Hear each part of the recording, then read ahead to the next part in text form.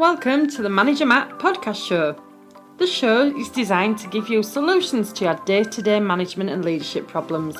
It's hosted by Matthew Haddock, a frontline manager and leader with over 25 years of experience. If you're ready, then let's get on with the show. Welcome to the Manager Matt podcast show. This week's episode, Strategy into Action. Today I will be examining how to set imperatives to align you and your team to the mission, how involvement and collaboration will build a stronger local strategy, and how a step-by-step guide will make it happen. So let's get on with the show.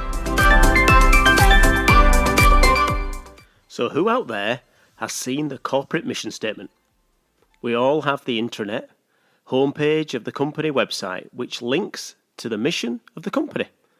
Some of you will have the mission statements on your notice board, I'm sure, and usually they have a very grand statement about being the best at this or being the customer choice in that. One thing to take from that is your company is working to become better in the future than it is now. It's planning ahead some 5 to 10 years. So that's brilliant that you're on board with the company with a vision. So a quick quiz, no prizes, sorry, but who can actually tell me your company's mission statement? Go on, have a think. Do you not chant it every morning before you start work? Of course not. So you might not chant it every day, and you might not be able to read it off by heart. But how many of you actually look at that mission when you're setting the team goals or setting your site's priority? Probably not that many of us. And if we move further away from the senior team and managers on the site, what does the mission actually mean to the team and the people who are at the coalface doing the work? Do they understand the mission? Do they know there's a mission? Do they really live the values that you want them to do? Or is it just seen as a head office thing? I know from my experience of working in a large organisation with multiple sites and countries that strategy, vision and missions can get lost very easily. To close these gaps and really bring all levels to understand their part in the mission, I've used SIA, or Strategy into Action. The tool of Strategy into Action is designed to get the company's mission, values and ethics down to all levels that actually deliver results, just away from the corporate head office and actually down to every single member of the team. It's done by making all levels feel part of the process. It lets all levels understand why they work at the company and how they add to the overarching vision. It's easy to look at the daily KPIs blindly without looking at how we actually add to the strategical view of the company. Strategy into Action is where we get into each department and area their own imperatives that are linked directly to the mission and align them with the rest of the company. Strategy into Action and SIA takes commitment and time to plan, but will give you results and set the team up to understand their part in the whole. So, how to start an SIA session? Guess what's coming? You know, yes, step-by-step guide. So step 1, get the senior team on board. Remember, you will have a mix of experience, age, abilities in your team. So, some of them SLA team members may have already been through this before, been through leadership strategy courses, and might have even had good and bad experiences in regards to mission statements. You remember in the 1990s, mission statements and vision statements were all the rage. Every cupboard had one attached to it. Every door, everywhere you looked, you couldn't go far without seeing a mission statement or a vision statement. So you'll need to start at step 1 by explaining what you intend to do with the strategy into action. What's the benefit of taking people through this mission and vision? Show them where this fits into the larger picture of your company. Also, what is the difference between this and the past time you tried to do this? So make sure that your senior leadership team fits into it and understands how they're going to play a part. They're also going to need to have time in their calendars, so this is going to take up some precious time, but we will see the benefits in the future. I found it's better to have the meeting off-site, so you're away from the day-to-day distractions. And it's also a time for your team to be creative, to think differently about how they deliver.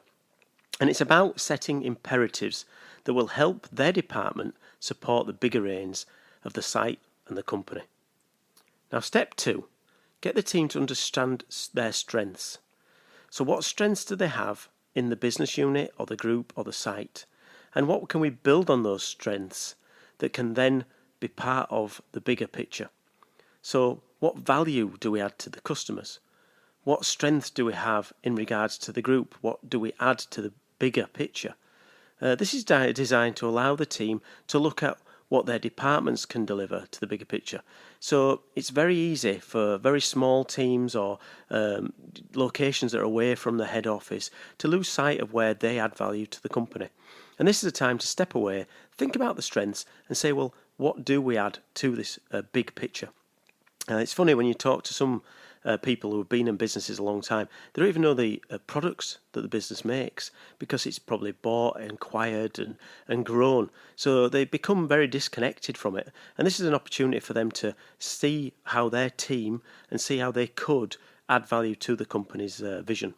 Then write them down. So get the team to think about the strengths and the values and write them down. So we have them usually on post-it notes. An example of this might be a small site can change over quickly for new work, or we can deal with company special demands fast. If you're a big site, you might say that you work on large volumes and you're very efficient at turning large volumes around. This is done to make sure that you can see what's unique around your strengths that can then add to that sort of big vision for the company. Now, step 3 is agree the strengths and the imperatives. So the imperatives of the site is what the site or the department have that will support that mission.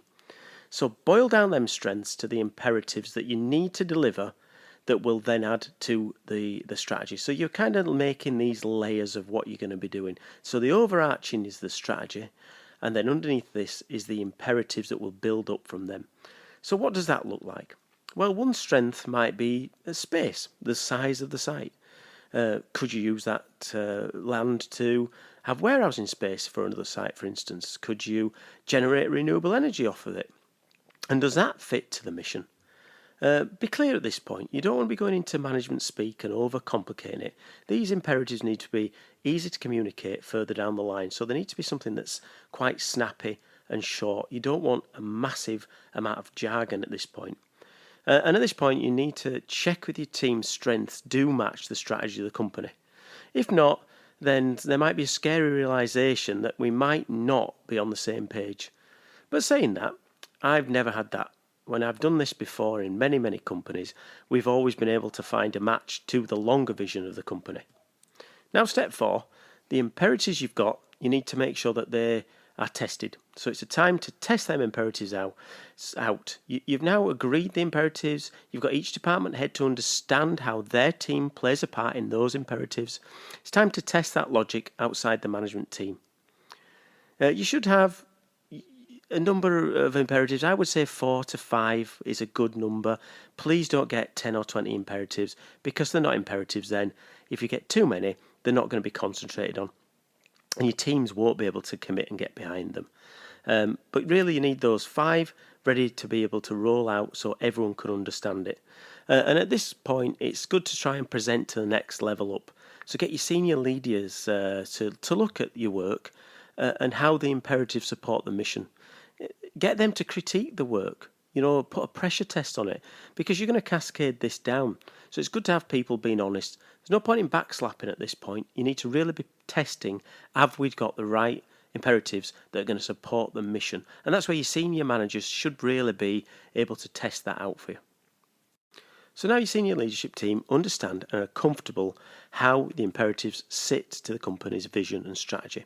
And it's time to plan your cascade.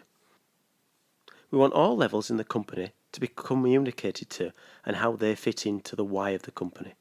People who are further down the organisation can feel that their work is disconnected from the main. They don't really understand how what they do day to day fits into what's going on outside their department and even sometimes their line. When I say cascade, I don't mean an email or a notice board or a presentation on a screen. No, this is really about time off the line, time with people, time with your team to show them how we're going to move from the mission and the imperatives. As I said at the start, it will take time and effort. And sometimes you need to get those first things planned in through your cascade. And you may get a stone wall, you may get faces that just don't get it. Well, that's fine. You need to look at how you can get teams engaged. I mean, I remember a session with a night shift who were just about to go home. It didn't go down well. They were falling asleep, and that's nothing to do with my boring presentations before you say. They were just generally falling asleep. I had to step back at the end of the session and realise there's two areas that I should have improved, or I should have seen, so I needed to improve. Firstly, there was that doing something at the end of a night shift is never going to be good. They've got one eye on the clock, they want to go home, and they're totally tired. Also, it's wrong for the people to be expected to go from an area that they're not used to. So they've gone from working on, a lot of them worked on the shop floor, to being sat in a static office. And people just weren't used to that, inactive, they were used to moving. So the next session I came in. So I came in the middle of their normal working day. I mean, it tired me out, but that worked well for them. Also, instead of doing it in a big office, we went onto the shop floor and we used an area in there, so they were more used to the surroundings. They were in their own sort of space, and that seemed to work a lot better with the engagement part of it. And it may take more than one session, especially with larger teams, so be ready for that and plan it. Also think of language barriers. If it's not their first language, this can be a real issue when you're maybe doing a presentation that can have lots of engagement. They may feel really left out of it. So it might be worth looking at how you would put that over to the people. Do you have people who are there who can help you translate maybe, so that they can all get involved? And all in all, it's about getting people involved. So your imperatives could change over time. So, remember that that's something that is going to happen. You may get feedback in the next section that means you're going to change your imperatives. So it's good to actually make sure that people understand them from the start. And step 6, take the feedback and revisit the imperatives. As I mentioned at the end of step 5, with all the inputs you're going to be getting from all the different levels, you might have a chance to say, well, actually, have we got these right? Are they the perfect site imperatives? Or are we not perfect? Do we need to, fine-tune them? Have a look and see what the inputs from other areas are and see if those changes could work for us. There's no point in asking for input and then not changing it if it's better. So get ready to revise your actions and your imperatives as you go along. So that's maybe a good time to sort of think about your test groups when you first do this. So when you are doing your rollout, how do you get that feedback back? Do you have sessions weekly where you have the team who are doing the rollouts come back together and say, this has happened? Do you have an overarching control group that maybe goes around and just has sits in the back of the presentations and listens? There's another way of doing it. But step 6 is definitely getting that feedback and then revisiting the imperatives. So step 7 is to revisit and keep it fresh. So make sure the imperatives that you've now agreed are visible to each team, and each team also makes sure that they have regular sessions to make sure that there is progress on this. If some of your ideas are falling behind, how do you close that gap? Will there be flexibility in the imperative to make sure that it's still meeting the mission as things go forward, and making sure that you've got regular feedback and communication channels to make sure that the teams don't see this as just a once a year exercise. They see it as something that's live, that's moving forward. So maybe your town hall briefs, your communications that you'll do with your team, get this as a section, having imperatives as a section, have it on your notice boards so that they can see it daily. And that's the only way to really keep it fresh as you go through this process. So let's revisit the steps. So step 1, get the senior team on board.